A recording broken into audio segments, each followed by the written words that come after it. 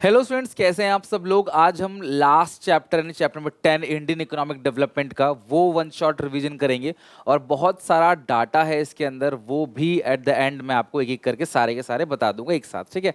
तो इस चैप्टर का नाम है comparative development experiences of India and it's neighbour. हम इसके अंदर इंडिया से ज़्यादा पाकिस्तान और चाइना की बात करेंगे, बिकॉज अभी तक हमने जो बात करी चैप्टर्स में वो इंडिया की बात करी। तो फाइनली क्लास अब हम पाकिस्तान और चाइना की बात करेंगे, क्योंकि हमारे नेबर कंट्री है जो हमसे बॉर्डर शेयर करते हैं, तो इन्होंने हमारे साथ किस तरीके से डेवलपमेंट एक्सपीरियंसेस को शेयर किया वो हम लोग इस चैप्टर में पढ़ने जा रहे हैं। तो सबसे पहले हम बात करते हैं चाइना की और फिर बात करेंगे पाकिस्तान की। चाइना में 5 पॉइंट जो मैं बताने वाला हूँ चाइना के डेवलपमेंट एक्सपीरियंसेस के, वो बहुत इंपॉर्टेंट है, उसको आपने ध्यान रखना है। China is the officially people's republic of China. ये ईस्ट एशिया का एक वर्ल्ड का मोस्ट पॉपुलस कंट्री है एज पर 2017 डेटा, जिसकी पॉपुलेशन लगभग 1.428 बिलियन है और ये थर्ड लार्जेस्ट कंट्री है एरिया वाइज। और 1949 में क्लास इसको आज़ादी मिली 1 अक्टूबर 1949 में, ठीक है। It's official language class Mandarin यानी Chinese. More than 70% of Chinese people speak Mandarin language. अब चाइना में चाइना का जो एक्सपीरियंस है, डेवलपमेंट एक्सपीरियंसेस, इसमें 5 पॉइंट हैं जो मोस्ट इंपॉर्टेंट है और इनसे क्वेश्चन बनना है। और उन 5 में भी जो सबसे ज़्यादा इंपॉर्टेंट है वो GLF campaign, great leap forward. ये है क्लास 1949 में बने माओ जेडोंग। तो ये चाइना जो है, इन्होंने क्लास चाइना पे रूल किया 1949 के बाद से, माओ जेडोंग। और माओ जेडोंग बेसिकली इन्होंने एक कैंपेन लागू किया जिसका नाम है GLF campaign, great leap forward, लंबी छलांग। ग्रेट लीप फॉरवर्ड कैंपेन में इन्होंने क्या किया, एग्रीकल्चर कलेक्टिवाइजेशन और रूरल इंडस्ट्रियलाइजेशन। इन्होंने गांव गांव में लोगों को बोला कि भैया आप अपने बैकयार्ड्स में स्टील की इंडस्ट्री लगाओ, कारखाना बनाओ, इंडस्ट्री बनाओ घर घर में। सब लोगों को मिलके जमीन दी और बोला कि भैया एक साथ खेती बाड़ी करो। This is called agriculture collectivisation.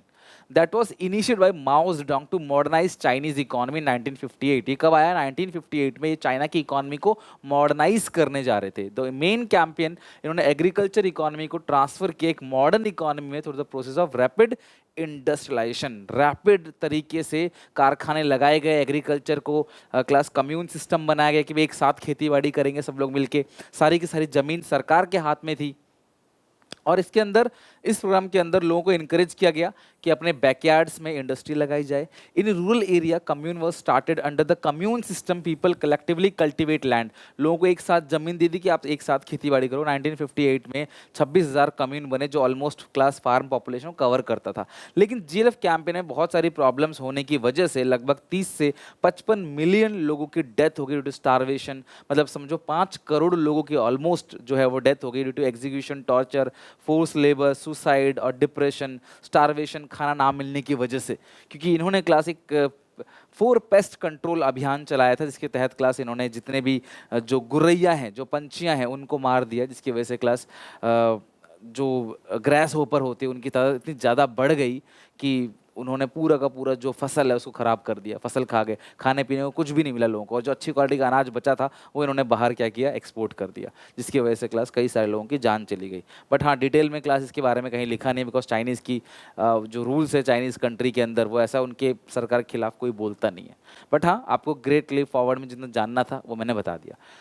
Second is great proletarian cultural revolution. 1966 में माओ जेडोंग ने क्लास एक कल्चरल रेवोल्यूशन को क्लास मतलब कि स्टार्ट किया 1966 से 76 के बीच में। और the aim was to weed out the oppose और टू द कम्युनिस्ट आइडियोलॉजी। इनकी आइडियोलॉजी थी ना, जो विचारधारा थी इनकी, वो कम्युनिस्ट थी, कम्युनिस्ट विचारधारा। और जो इनकी विचारधारा के खिलाफ थे उनको हटाना, मारना, पीटना, भगाना, ये इस मेन कैंपेन का काम था। Under which students and professionals were sent to the work and learn from the countryside. However when Russia had conflict, Russia support कर रहा था चाइना को, लेकिन जब रशिया में सरकार चेंज हुई तो क्लास रशिया ने अपने जो लोग थे, जो प्रोफेशनल थे, भेज रखे थे कंट्री में इंडस्ट्रियलाइजेशन प्रोसेस को बढ़ावा देने के लिए, वो रशिया ने इन्होंने विड्रॉ कर लिया। तो बेसिकली कल्चरल रेवोल्यूशन में माओ जेडोंग ने जो है लोगों को भड़काना चालू किया, अपनी रेड बुक को देना चालू कर दिया कि ये मेरी रेड बुक है, इसके अंदर जो लिखा हुआ है वही सत्य है, वही आइडियोलॉजी सबको फॉलो करनी है। तो जो यंग जनरेशन के लोग थे वो क्लास उसके माओ जेडोंग के विचारधारा के इतने साथ में थे कि कोई उसके खिलाफ बोलता था तो लड़ने, मारने, पीटने को रेडी हो जाते थे। ये है क्लास पूरा कल्चरल रेवोल्यूशन। तीसरा रिफॉर्म्स। क्लास चाइना में रिफॉर्म्स आया 1978 में। ये डेट याद रखना, आगे मैं रिवीजन कराऊंगा। इनिशियल फेज में रिफॉर्म्स को लागू किया गया एग्रीकल्चर में, फॉरेन ट्रेड में, इन्वेस्टमेंट सेक्टर में। In agriculture commune land were divide two small plots which were allocated only for the use, not for the ownership. सरकार ने क्या किया, जो रिफॉर्म्स लेके आए 1978 में चाइना में, तो इन्होंने क्या किया, जो एग्रीकल्चर लैंड था ना उसको अपने कब्जे में रखा कि लैंड सरकार का, आप खेती बाड़ी करो, आप अपने हिसाब से इसको यूज करो, हमें टैक्सेस दो, बाकी आप अपना यूज करो, तो सारी की सारी इनकम आप लोग रखो, बस हमें अपना टैक्स दे दो। फिर धीरे धीरे देखो, इन्होंने पहले एग्रीकल्चर सेक्टर में रिफॉर्म्स को लागू किया गया, उसके बाद रिफॉर्म्स को इंडस्ट्रियल सेक्टर के अंदर लागू किया गया। प्राइवेट सेक्टर फर्म को, टाउनशिप को, विलेज इंटरप्राइजेस को, उनको कंपटीशन में एंट्री दी गई थी कि आप भी अपना कारखाना चलाओ। और इस स्टेज में enterprise owned by the government, जिसको हम लोग एसओई बोलते हैं, स्टेट ओन एंटरप्राइज, और were made to face competition. तो सरकारी कंपनी और प्राइवेट कंपनी में कंपटीशन होने लगा। पहले सरकार खुद करती थी, लेकिन धीरे धीरे प्राइवेट को बढ़ावा दिया गया। हमारे यहाँ इंडिया में रिफॉर्म्स आए 1991 में, इनके यहाँ रिफॉर्म्स आ गया 1978 में। हमने एग्रीकल्चर को नेग्लेक्ट किया, इन्होंने एग्रीकल्चर को ही सबसे पहले रखा, और यही एक रीजन भी है कि आज चाइना हमसे इतना आगे निकल गया है। चौथा पॉइंट है dual pricing in the reforms process. Dual pricing मतलब दो तरह के प्राइस रखा गया। कुछ ऐसी चीज़ें जो क्लास नेसेसरी थी उसका प्राइस सरकार ने खुद रखा, और बाकी सारी चीज़ें का प्राइस जो है वो मार्केट रखेगा, यानी मार्केट में डिमांड सप्लाई फैक्टर पे प्राइस को रखा जाएगा। This is called dual price system. पांचवा है SEZ, special economic zone. In order to attract foreign investor, special economic zones were set up in China. China में SEZ बनाए गए, जैसे इंडिया में बनाए गए, जहाँ पे क्लास फॉरेन इन्वेस्टर आएंगे और एक्सपोर्ट ओरिएंटेड यूनिट्स बनेंगे, एक्सपोर्ट प्रोसेसिंग जोन बनेगा, जहां पे क्लास एक्सपोर्ट किया जाएगा सामान बनाने का। तो ये 5 के 5 पॉइंट चाइना के डेवलपमेंट प्रोसेस के बहुत इंपॉर्टेंट है। GLF campaign, cultural revolution, dual pricing system, और इसके अलावा स्पेशल इकोनॉमिक जोन, और अगला क्या था क्लास यहाँ पे, रिफॉर्म्स इंट्रोड्यूस इन चाइना। ठीक है, तो ये 5 पॉइंट चाइना के इंपॉर्टेंट है। नेक्स्ट है क्लास पाकिस्तान की बात। तो Pakistan officially Islamic Republic of Pakistan is a country in south Asia. It is the world 5th most populous country with a population of exceeding 2.7 million people. Gain independence in 14 August 1947। Ultimately India ने class, India से अलग हुआ ये 1970 war में। Class एक civil war छिड़ा 1971 में, और civil war में ईस्ट पाकिस्तान जो रिजल्ट हुआ independence of Bangladesh. East Pakistan जो है वो बांग्लादेश बना। उस समय पे वॉर छिड़ा क्लास, इवन इंडिया भी इन्वॉल्व हुआ, इंडिया ने वॉर को जीता, है ना। एक सैम बहादुर मूवी भी आई है इसी के ऊपर, अगर आप सैम बहादुर मूवी देखोगे तो उसमें आपको ये देखने को मिलेगा, सेम सेम यही वॉर। और उस सिचुएशन में जो है लगभग 1 करोड़ रेफ्यूजीज जो है बांग्लादेश से घुसकर इंडिया में आ गए थे। और सोनिया मतलब नहीं, इंदिरा गांधी जो है उसने बहुत बड़ा रोल प्ले किया वहाँ पे, इंदिरा गांधी ने, क्योंकि उस टाइम प्राइम मिनिस्टर वही थी, और उन्होंने बहुत बड़ा रोल प्ले किया, जिसकी वजह से क्लास ब्रेव दिखाई उन्होंने, और क्लास बांग्लादेश को आज़ाद करवाया, right. 34th largest country. Its history has been characterized by period of economic growth और military rule. Class military rule, basically military ने ही हमला किया था, मतलब कि जो ईस्ट पाकिस्तान है उसके ऊपर, जो मेन पाकिस्तान है ना, उसने क्लास हमला किया था, और बहुत सारे लोगों को मतलब मर्डर किया, रेप किया, बहुत बुरा किया था बांग्लादेशियों के साथ, ठीक है। लेकिन फाइनली क्लास वो अलग हो गए, और उनका फिर अपना, और जो शेख मुजीबुर रहमान जो थे उस टाइम, उनकी गाइडेंस में ये सब चीज़ हुआ। It has the second largest Muslim population in the world after Indonesia. Indonesia first Muslim population है, largest. Second number पाकिस्तान था। The national language जो है उर्दू है, official language जो है वो इंग्लिश है। पाकिस्तान इकोनॉमी की कुछ बातें आपको ध्यान रखनी है। सबसे पहला, मिक्स इकोनॉमिक सिस्टम। इंडिया की तरह पाकिस्तान भी मिक्स्ड इकोनॉमिक सिस्टम को फॉलो करता है, यानी कि प्राइवेट और पब्लिक दोनों सेक्टर को लेके चलता है। Role of public sector in 1970 से पहले सरकार सारी चीज़ें अपने हाथ रखती थी, और 1970 के बाद धीरे धीरे क्या हुआ, नेशनलाइजेशन ऑफ कैपिटल गुड्स हुआ। इंडस्ट्रीज़ को, मतलब कि जितने भी कैपिटल गुड्स इंडस्ट्रीज़ थी उनका नेशनलाइजेशन किया गया। Importance of role of private sector, 1970s के बाद से धीरे धीरे प्राइवेट सेक्टर का रोल बढ़ने लगा। उससे पहले सरकार सारी चीज़ें अपने हाथ में रखती थी। तो धीरे धीरे क्लास सरकार ने इनका जो है डी नेशनलाइजेशन प्रोसेस को फॉलो किया। डी नेशनलाइजेशन मतलब वही कि सरकारी कंपनी को धीरे धीरे प्राइवेट कंपनी के हवाले कर दो। Government encourage the private sector, सरकार ने प्राइवेट सेक्टर को इनकरेज किया, अलग अलग इंसेंटिव दिए ताकि क्लास वो ज़्यादा से ज़्यादा इन्वेस्टमेंट कर सकें, ज़्यादा से ज़्यादा बिजनेस को बढ़ावा दे सके। तो ये पाकिस्तान की बात है। पाकिस्तान में बहुत सारी प्रॉब्लम्स है, जैसे पाकिस्तान में मिलिट्री रूल है, कंट्री में पॉलिटिकल इंस्टेबिलिटी है, सरकार टिकती नहीं है, क्राइम को सपोर्ट करता है पाकिस्तान। ये सारी चीज़ें क्लास पाकिस्तान की प्रॉब्लम बनी। बट हाँ, एग्रीकल्चर एक स्ट्रॉन्ग पोजीशन है पाकिस्तान का, जिसकी वजह से क्लास वहाँ पे खेती बाड़ी बहुत अच्छी होती है। 1971 ये रहा class West Pakistan, East Pakistan, इसको क्लास बाद में बांग्लादेश कर दिया गया। तो ये बहुत अत्याचार क्लास इन्होंने किए। फर्स्ट क्लास इनको सेकंड क्लास सिटीजन बोलते थे, और बहुत सारा अटैक किया, रेप किया, मर्डर किए, थ्रेट किए। और फिर बाद में जब यहाँ से लोग इंडिया में घुसने लगे, तब क्लास इंदिरा गांधी ने जो डिसीजन लिया, वॉर किया अपनी तरफ से इनके साथ और पाकिस्तान को बहुत बुरा हराया। लगभग 1 लाख सैनिक आप कह सकते हो जो क्लास घुटनों के बल आ गए और सरेंडर कर दिया इंडिया के सामने। तो it is estimate that member of the Pakistan military and supporting pro Pakistani Islamic militant killed between 3 lakh से 30 लाख सिविलियन और रेप किया 4 लाख महिलाओं का। सोचो कितनी बड़ा ये नंबर है। बहुत बुरा हुआ था क्लास, बता नहीं सकते यहाँ पे प्लेटफॉर्म पे, बट बहुत ही गंदा इन्होंने क्लास किया था, जिसकी वजह से क्लास लगभग 1 करोड़ लोग जो है वो इंडिया के अंदर घुस आए। तब जाके क्लास ये चीज़ हुई और फाइनली क्लास इनको आज़ादी मिली। ये बांग्लादेश बन गया अलग से। आज ये पाकिस्तान है, ये बांग्लादेश से, पहले वो पाकिस्तान एक ही था। अगला क्लास, इन्होंने पाकिस्तान की एक प्रॉब्लम और एक इन्होंने उधार लेना चालू कर दिया अलग कंट्री से। During this period, Pakistan also received financial support from West nations, remittance from immigrants in Middle East. This helped country in stimulating economic growth. और सेकंड फिफ्थ पॉइंट है ग्रीन रेवोल्यूशन। इंडिया में जैसे green revolution आया, इसी पाकिस्तान में भी class green revolution आया, जिसकी वजह से क्लास जो फूड ग्रेन की पैदावार है वो बढ़ गया और एग्रेन इकोनॉमी को धीरे धीरे क्या किया, बढ़ावा मिला। मॉडर्न एग्रीकल्चर को यहाँ पे लाया गया। ये चाइना में भी हुआ, ये पाकिस्तान में भी हुआ, ये इंडिया में भी हुआ, राइट। तो ये था पाकिस्तान की बात। Comparative study India Pakistan China. अब हम लोग इंडिया चाइना पाकिस्तान के बीच में कंपैरिजन करेंगे और देखेंगे डीपली कि तीनों ने अपना डेवलपमेंट एक्सपीरियंसेस को कैसे कैसे गेन किया है। तो अगर हम बात करें ओवरऑल, तीनों के तीनों इकोनॉमी जो है क्लासिफाइड इनटू डेमोग्राफिक इंडिकेटर। एक हम पढ़ेंगे डेमोग्राफिक इंडिकेटर, फिर हम पढ़ेंगे जीडीपी, देन हम पढ़ेंगे क्लास सेक्टोरल कंट्रीब्यूशन और देन लास्ट में एचडीआई। यानी अब ये 4 चीज पढ़ के हमारा पूरा का पूरा चैप्टर एंड हो जाएगा। तो डेमोग्राफिक इंडिकेटर बात करें, 17-18 का डेटा है, कई सारे पैरामीटर्स पे तीनों का कंपैरिजन हो रहा है। जैसे पॉपुलेशन की बात करें तो ये 17-18 का डेटा है जो आपको एग्जामिनेशन में लिखना है, ठीक है, 2023 का नहीं लिखना आपने। इंडिया की बात करें, अगर पॉपुलेशन 1352 मतलब कि मिलियन 1352 मिलियंस की पॉपुलेशन है। चाइना की क्लास थोड़ी सी ज़्यादा है उससे और पाकिस्तान की 212 मिलियन पॉपुलेशन। यानी कि अगर आप यहाँ पर देखते हो तो मोस्ट पॉपुलस कंट्री जो है वो है China class, last number Pakistan, second number पे इंडिया।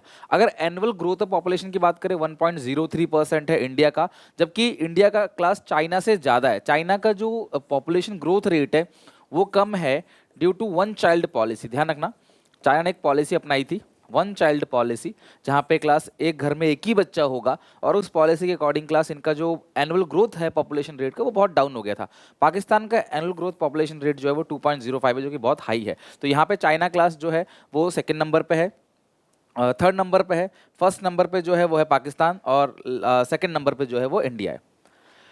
डेंसिटी पर स्क्वायर किलोमीटर, यानी हर एक स्क्वायर किलोमीटर में, यानी इतने एरिया में कितने लोग रहते हैं, पर स्क्वायर किलोमीटर की डेंसिटी की बात करें तो 455 लोग रहते हैं क्लास पर स्क्वायर किलोमीटर में India. India is highly dense country जहां पे बहुत ज़्यादा भीड़ है, जबकि चाइना में क्लास है 148 है। यहाँ पे चाइना नंबर 1 है, जगह ज़्यादा होने के बाद भीड़ कम है यहाँ पे, लेकिन सेकेंड नंबर पे जो है पाकिस्तान। तो आप इंडिया का हालात इसमें बहुत ख़राब है। इंडिया में थोड़ी जगह में बहुत सारे लोग रहते हैं, मतलब इंडिया है ज़्यादा बड़ा नहीं लेकिन पॉपुलेशन बहुत ज़्यादा है। सेक्स रेशियो यानी कि हर 1000 मेल पे कितनी फीमेल्स हैं, तो इसमें भी इंडिया की परफॉर्मेंस अच्छी नहीं है। इंडिया में सिर्फ 924 फीमेल्स हैं हर 1000 मेल पे, जबकि चाइना का क्लास सबसे अच्छा है 949, जबकि सेकंड नंबर पे है पाकिस्तान 943 पर 1000 मेल।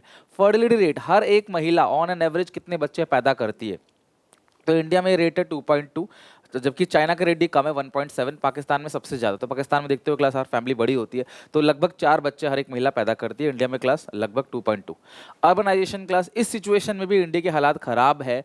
34% एरिया जो है वो अर्बनाइज है, जबकि चाइना में 59, जबकि पाकिस्तान में 37। तो इस तरीके से क्लास किसी भी 1, 2, 3, 4 पैरामीटर पे आपको क्वेश्चन दे देगा और उसको आपको देख के डेटा लिखना है, उसका रीज़न लिखना है। जैसे मैंने बताया ना क्लास की ग्रोथ रेट इसलिए कम है due to one child policy.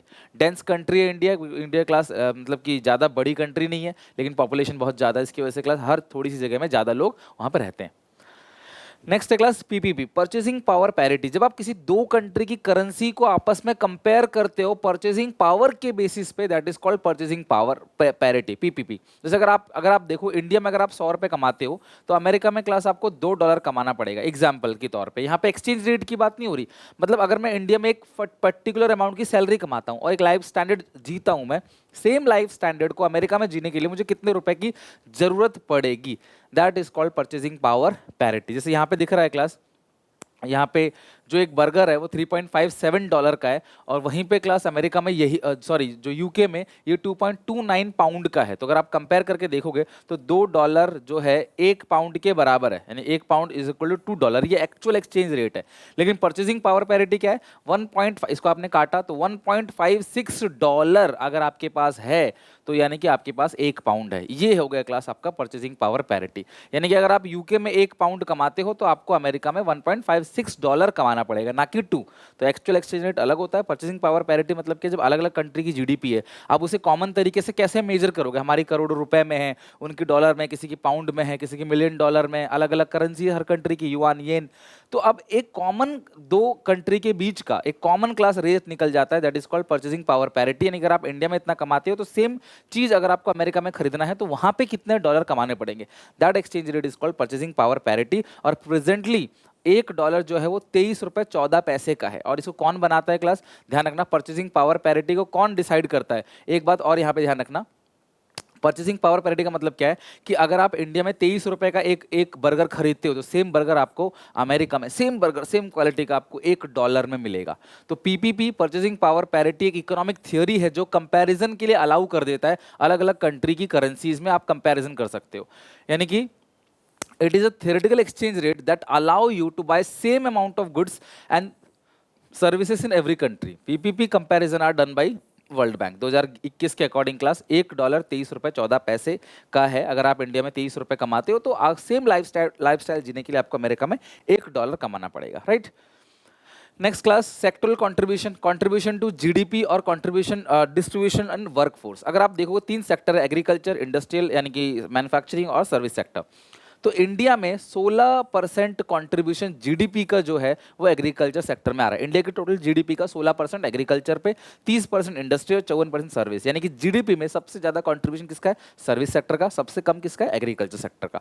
अगर यहीं पे वर्कफोर्स देखा जाए, जो लोग काम कर रहे हैं, तो इंडिया में 43% लोग काम कर रहे हैं क्लास एग्रीकल्चर में, 25% काम कर रहे हैं इंडस्ट्री में, और 32% लोग काम किस में कर रहे हैं, सर्विस सेक्टर में। तो यहां से देख के आपको ऐसा लगता है कि इंडिया में 43% लोग इंगेज है एग्रीकल्चर में, बट एग्रीकल्चर का जो आउटपुट आ रहा है वो सिर्फ 16% आ रहा है। दूसरा है चाइना, एग्रीकल्चर 7% ओनली। चाइना का टोपोग्राफिक कंडीशन, चाइना का जो क्लाइमेट है, वेदर है, वो इतना ज़्यादा एग्रीकल्चर के लिए उसको अलाउ नहीं करता, वहाँ इंडस्ट्री ज़्यादा है, एग्रीकल्चर कम है, इसलिए क्लास सिर्फ 7% जीडीपी में कंट्रीब्यूशन एग्रीकल्चर का है, इंडस्ट्री 41 जबकि सर्विस 52। यहाँ पे भी 26% लोग काम कर रहे हैं एग्रीकल्चर में, सबसे ज़्यादा लोग काम कर रहे हैं सर्विस सेक्टर में 46, और 28% लोग काम कर रहे हैं मैन्युफैक्चरिंग सेक्टर में। पाकिस्तान की बात करें, इंडिया जैसे ही हालात है एग्रीकल्चर पे, लेकिन इंडिया से बेहतर है पाकिस्तान। 24% जो जीडीपी कंट्रीब्यूशन है वो एग्रीकल्चर का, इंडस्ट्री का 19 है, और जबकि सर्विस का 57। इंडिया की तरह पाकिस्तान में भी 41% लोग खेतीबाड़ी पे काम करते हैं, 24 इंडस्ट्री और 35 जो परसेंट लोग हैं वो सर्विस सेक्टर में काम करते हैं। तो ये एक सेक्टोरियल कॉन्ट्रीब्यूशन, डिफरेंट सेक्टर में कितना जीडीपी कॉन्ट्रीब्यूशन है, कितने लोग कहाँ काम कर रहे हैं, इससे हमें क्लास तीनों कंट्री के बारे में पता चल जाता है। At last is Human Development Index HDI is a statistic developed and compiled by the United Nation। कौन बनाता है क्लास ह्यूमन डेवलपमेंट इंडेक्स को, यूनाइटेड नेशन। और ये बेसिकली बात करता है कि कंट्री का सोशल और इकोनॉमिक डेवलपमेंट कैसा है अलग अलग फैक्टर्स पे, like mean year of schooling, expected year of schooling, life expectancy rate हो गया, जीएनपी हो गया, पर कैपिटा जीएनपी। तो जनरली ह्यूमन डेवलपमेंट इंडेक्स एक ऐसा पैरामीटर है, एक ऐसा रेट है जहाँ पे क्लास हम लोग अलग अलग कंट्री की डेवलपमेंट को मेजर करते हैं, ओवरऑल डेवलपमेंट। इसकी रैंकिंग होती है क्लास, रैंक 1, रैंक 2, रैंक 3, और इसको एक नंबर दिया जाता है जो कि 0 से लेके 1 के बीच होता है। जिस कंट्री का 0 है उस कंट्री का ह्यूमन डेवलपमेंट इंडेक्स बिल्कुल खराब है, जिस कंट्री का 1 है उसका ह्यूमन डेवलपमेंट इंडेक्स बिल्कुल अच्छा है। तो नॉर्वे जो है, नॉर्वे कंट्री टॉप पे है, 0.957 इसका क्लास रेट है जो उसको मिला हुआ है। तो अगर आप देखोगे ह्यूमन डेवलपमेंट इंडेक्स की वैल्यू, इंडिया का 0.645, चाइना का 0.761, पाकिस्तान का 0.557। तो यहाँ पे आप देखोगे इंडिया जो है वो नंबर 2 पे है, चाइना नंबर 1 पे, पाकिस्तान नंबर 3 पे, अमंग दीज 3 कंट्रीज। रैंक की बात करें तो क्लास ये रैंक है लगभग 200 कंट्री के आसपास का रैंकिंग निकलता है। इंडिया की रैंकिंग बहुत अच्छी नहीं है, 130, पाकिस्तान की और खराब है 154, जबकि चाइना की रैंकिंग कितनी 87। एटलीस्ट आप ये शुरू के 2 पॉइंट जरूर याद करना। Life expectancy and birth, life expectancy India की 69.7 है, जबकि चाइना की अच्छी है, नहीं चाइना की मेडिकल कंडीशन अच्छी है, पाकिस्तान की इंडिया से भी खराब है 67.3। मीन ईयर ऑफ स्कूलिंग 15 साल से ऊपर के लोग जो मीन एवरेज स्कूल जाते हैं वो 6.5% है, ये 8.1% है, यानी यहाँ भी चाइना टॉप पे है और पाकिस्तान सबसे पीछे है। जीएनआई पर कैपिटा ये परचेसिंग पावर पैरिटी के बेसिस पे है, बिकॉज तीनों कंट्री करेंसी अलग है, तो कॉमन लेने के लिए पीपीपी, तो यहाँ पे 6681 जो है इंडिया की पर कैपिटा इनकम है क्लास डॉलर में 6681, चाइना की बहुत ज़्यादा है $16,000, जबकि क्लास पाकिस्तान का है सिर्फ 5,000। तो आप देखोगे यहाँ पे भी पाकिस्तान सबसे पीछे है और चाइना सबसे आगे। इन्फेंट मॉर्टलिटी रेट, हर 1000 नए बच्चे पैदा होते हैं, मतलब 1000 बच्चे अगर पैदा होते हैं तो उनमें डेथ हो जाती है क्लास 29.9, लगभग 30 बच्चों की इंडिया में डेथ होती है, जबकि चाइना में सिर्फ 7.4 7 बच्चों की डेथ होती है, जबकि पाकिस्तान में 57 बच्चों की डेथ हो जाती है। तो यह बताता है कि क्लास जो मैटरनल केयर है या जो क्लास न्यू बॉर्न बेबी की जो केयर है वो इंडिया में क्लास चाइना से खराब होती है, पाकिस्तान में इंडिया से खराब। मैटरनल मॉर्टलिटी रेट पर 1 लाख बर्थ, महिला 1 लाख बच्चे अगर पैदा होते हैं उसमें से 133 महिलाएं की डेथ हो जाती है इंडिया में, जबकि पाकिस्तान में 140 है और चाइना में सिर्फ और सिर्फ 29। तो चाइना का मेडिकल कंडीशन जो है, हेल्थ इंफ्रास्ट्रक्चर जो है वो बहुत बेटर है एज कम्पेयर टू इंडिया और पाकिस्तान, ये आप कह सकते हो, इसे कंक्लूड कर सकते हो। एक और इंडिकेटर है जो बहुत जरूरी है, that is called liberty indicator. Liberty indicator मतलब आपको कितना फ्रीडम मिलता है। अगर इसमें बात करें तो क्लास इंडिया पाकिस्तान को ज़्यादा फ्रीडम मिलता है, इनकी जो पॉपुलेशन है, इनकी जो जनता है, उनको पब्लिक ज़्यादा फ्रीडम मिलता है as compared to China. China में क्लास फ्रीडम नहीं है, आप अपनी बात नहीं रख सकते, सरकार के खिलाफ नहीं बोल सकते, जबकि इंडिया में ऐसा नहीं है, आप खुलेआम सरकार का विरोध कर सकते हो। तो ये इंडिकेटर बहुत जरूरी है क्लास, इस इंडिकेटर के साथ ही क्लास पूरा का पूरा कंप्लीट होता है human development indicator. It is an index used to measure the participation of people in taking decision. लोगों का पार्टिसिपेशन कितना है, वोटिंग राइट्स कैसा है, अपने लिए बात रख सकते है ना, फ्रीडम ऑफ स्पीच कैसी है, वो चीज़ बताता है लिबर्टी इंडिकेटर। फाइनली हमने तीनों के बारे में पढ़ लिया, 5 पॉइंट पाकिस्तान के, 5 पॉइंट जो चाइना के पढ़े, that is most important in this case. और ह्यूमन डेवलपमेंट इंडेक्स इंपॉर्टेंट है, 2-4 इंडेक्स आप याद कर लोगे ज़्यादा बेहतर है। इन्फेंट मॉर्टलिटी रेट हो गया, लाइक स्कूलिंग का हो गया, रैंक हो गया, वैल्यू हो गया, तो ऐसी 3-4 चीज़ें याद कर लोगे तो बेहतर है। कंक्लूजन की बात करें, इंडिया, चाइना, पाकिस्तान तीनों ने class more than 50 years travel किया और टिल 1970 सब बराबर थे, लेकिन उसके बाद चाइना सबसे आगे निकल गया, पाकिस्तान पीछे रह गया। अब इंडिया की बात करें, तीनों कंट्री की बात करते हैं, इंडिया ने परफॉर्म किया मॉडरेट। इंडिया का अगर आप देखोगे ना तो मीडियम में है, ना चाइना से आगे ना पाकिस्तान से पीछे, और एन एवरेज मेजर जो इंडिकेटर्स है उनमें इंडिया मॉडरेट परफॉर्म कर रहा है। इंफ्रास्ट्रक्चर आज भी क्लास बहुत सारे एरिया में, स्पेशली रूरल एरिया में पीछे है। लोगों का स्टैंडर्ड ऑफ लिविंग अभी भी क्लास जो है वो बहुत खराब है और लगभग 25% लोग अभी भी गरीब रेखा के नीचे हैं। पाकिस्तान की बात करें, पाकिस्तान में पॉलिटिकल इंस्टेबिलिटी है, बहुत ज़्यादा डिपेंडेंस है रेमिटेंस पे, फॉरेन एड, फॉरेन हेल्प से उधार बहुत ज़्यादा लेती है कंट्री। मोस्टली लोग एग्रीकल्चर पे डिपेंड है, एग्रीकल्चर अच्छा होगा तो पाकिस्तान अच्छा ग्रो करेगा, अदरवाइज डाउन। और रिसेंट में देखा गया है क्लास की धीरे धीरे पाकिस्तान हर जगह इंप्रूव कर रहा है और अलग अलग इंडिकेटर्स में पाकिस्तान जो है वो ग्रो कर रहा है। ये क्लास 17 की बात है। अगर हम 22-23 की बात करें, 23-24 की बात करें, तो पाकिस्तान फिर से जो है वो डाउन चला गया। 5 साल तक कोई सरकार यहाँ टिकती नहीं, ये लोग मिलिट्री पे ज़्यादा भरोसा करते हैं क्लास, आए दिन क्राइम को सपोर्ट करते हैं क्लास, ये सारी प्रॉब्लम पाकिस्तान में रहती है। चाइना की बात करें, चाइना में क्लास पॉलिटिकल फ्रीडम बहुत कम है, ह्यूमन राइट एक मेजर कंसर्न है। However in the last 3 decades China भी धीरे धीरे मार्केट सिस्टम को फॉलो कर रहा है। पहले चाइना सोशलिस्टिक इकोनॉमी थी, बट धीरे धीरे, पूरी तरीके से नहीं, धीरे धीरे मार्केट सिस्टम को फॉलो कर रहा है। चाइना मार्केट मैकेनिज्म को क्रिएट कर रहा है सोशल और इकोनॉमिक वेलफेयर के लिए, उनकी ग्रोथ के लिए। और कलेक्टिव ओनरशिप सरकार अपने पास रखती है लैंड की चाइना में, जहाँ पे जमीन की मालिकाना हक सरकार के पास है, बस वो लोग खेती बाड़ी उस पर कर सकते हैं, एज ए लीज वहाँ पे काम कर सकते हैं, और इनकम भी रखेंगे अपने पास, लेकिन सेल नहीं होगी, सेल सरकार अपने पास रखती है। Public intervention in providing social infrastructure bought a positive result in human development indicator in China. तो क्लास कहीं ना कहीं चाइना की बात करें, चाइना तीनों सेक्टर में ग्रो किया है। चाइना में क्लास फोर्स कमर्शलाइजेशन किया एग्रीकल्चर का, फोर्स इंडस्ट्रियलाइजेशन किया एग्रीकल्चर का, जिसकी वजह से चाइना क्लास आज मतलब इकोनॉमाइज में क्लास इंडिया से बहुत आगे है और चाइना जो है काफ़ी ज़्यादा ग्रो भी कर रहा है। तो ये ओवरऑल इन तीनों कंट्री का 1970 तक सब बराबर था, उसके बाद लेकिन ये सब चेंजेस आए। ओके, तो यहाँ पे एंड हो गया। अब सबसे ज़्यादा है इस पूरे चैप्टर में इंपॉर्टेंट इसके डेट्स डाटा। इस चैप्टर में बहुत सारा डाटा है, एक एक करके अच्छे से डाटा समझते हैं और आप भी इसे याद करना स्टार्ट करना, ठीक है। सबसे पहले क्लास इंडिपेंडेंस की बात करें तीनों कंट्री की, establishment of Republic of China 1949। India आपको पता है क्लास 15 अगस्त और 14 अगस्त को पाकिस्तान इंडिपेंडेंस हुआ। अगर बात करें फर्स्ट 5 ईयर प्लान की तीनों कंट्री में, इंडिया में 5 ईयर प्लान पंचवर्षीय योजना 1951 में आ गया सबसे पहले, चाइना में क्लास 1953, ये क्लास 1956, 51, 53, 56 ऐसे याद करें ना, 51, 52 छोड़ के 53, फिर 3 दूनी 6, तो 51, 53, 56 ये 5 ईयर प्लान की बात है।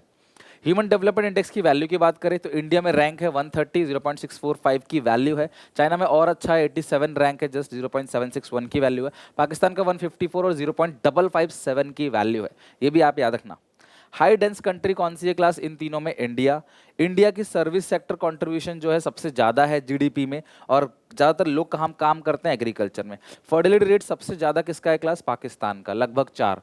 ग्रेट लीप फॉरवर्ड कैंपेन कब आया था? मोस्ट इंपोर्टेंट है क्लास, एमसीक्यू में ध्यान रखना, मोस्ट इंपोर्टेंट 1958। चाइना की इकोनॉमी को जो मॉडर्नाइज किया गया वो 1958 में, और वहां पे इंडस्ट्रियलाइजेशन को प्रमोट करने के लिए आया था। ध्यान रखना किस लिए आया था? इंडस्ट्रियलाइजेशन को प्रमोट करने के लिए और एग्रीकल्चर को मॉडर्नाइज करने के लिए। कल्चरल रिवोल्यूशन कब आया? 1965। और जनरली क्लास 1966 1976, 10 साल तक चला, जहां स्टूडेंट्स और प्रोफेशनल्स को भेजा गया कि जाके प्रैक्टिकली कंट्री में जाके सीखो। Nationalisation of capital goods industry early 1970, जो कैपिटल गुड्स का इंडस्ट्री का नेशनलाइजेशन हुआ, पाकिस्तान की बात करें, वो पाकिस्तान की बात चल रही है, ठीक है। Civil war East Pakistan resulted in independence of Bangladesh 1971 में क्लास, बांग्लादेश आज़ाद हो गया, ईस्ट पाकिस्तान जब बांग्लादेश बन गया। रिफॉर्म्स कब आया क्लास? इंडिया में पता है 1991 में आया, चाइना में आप याद रखो 1978, 10 साल बाद पाकिस्तान में 1978, 1988, 10 साल बाद, इंडिया में 1991। Introduction of one child policy, China ने वन चाइल्ड पॉलिसी कब इंट्रोड्यूस किया? 1979 में, ठीक है। और एवोल्यूशन खत्म कब हुआ क्लास? वन चाइल्ड पॉलिसी खत्म कर दिया, इसको वेस्ट माना गया, फ्लॉप पॉलिसी थी क्लास, सब लोग लड़का ही चाह रहे थे, अगर एक ही बच्चा पैदा करना है, सब चाह रहे थे लड़के पैदा हो। भाई लड़के पैदा होंगे तो वो शादी किससे करेंगे जब लड़कियां ही नहीं रहेंगी तो, ठीक है। तो ये कहीं ना कहीं एबोलिशन था, 2015 में इस पॉलिसी को बंद कर दिया गया। बट हाँ, इस पॉलिसी से यानी कि पॉपुलेशन बहुत डाउन हो गई। South Asian Association for Regional Corporation, SAARC की फुल फॉर्म है, इंडिया इसका मेंबर है। Association of South East Asian Nation class, ASEAN. Union Soviet यानी कि जो ये था USSR, Union of Soviet Social Republic, जिसको आज रशिया बोलते हो आप। और ये ब्रिक्स नेशन के नाम है जिसमें इंडिया भी पार्ट ले रहा है, ब्राजील, इंडिया भी है इसके अंदर, ब्राजील, रशिया, इंडिया, चाइना और साउथ अफ्रीका, साउथ अफ्रीका, ठीक है। वर्ल्ड वॉर वन कब हुआ क्लास? 28 जुलाई 1914 से 11 नवंबर 1918 तक चला वर्ल्ड वॉर। और वर्ल्ड वॉर टू जो क्लास 1939 से लेकर 1945 तक चला, ठीक है। कोल्ड वॉर जो सबसे बड़ा वॉर था 1947 से 1991 तक चला। तो ये जो वॉर की डेट्स हैं ये बहुत ज़्यादा इंपॉर्टेंट नहीं है, you can skip this, but आप ध्यान रखना 1945 तक चला था, 39 से world war two, okay. That's it, ये हमारा पूरा का पूरा चैप्टर रिवाइज हो गया। और फाइनली हमने इंडियन इकोनॉमिक डेवलपमेंट का आज की डेट पे पूरा का पूरा revision with all date data सब कुछ कर लिया। आगे बहुत सारी चीज़ें हैं, एमसीक्यूज हैं, प्रैक्टिस पेपर है, सैम्पल पेपर है, इसके अलावा डायग्राम वगैरह, चार्ट वगैरह है, बहुत सारी चीज़ें और हमें करनी है ताकि परफेक्ट रिवीजन हो सके till last date of board exam. तो अगर आपको अच्छा लगे, आपको मेरा एफर्ट अगर आपको दिख रहा है तो प्लीज़ चैनल को सब्सक्राइब कर लो सारे के सारे बच्चे, और वीडियो को शेयर करो अपने सारे के सारे दोस्तों में। मिलते हैं नेक्स्ट वीडियो में क्लास नए रिवीजन के साथ। Take care, bye bye.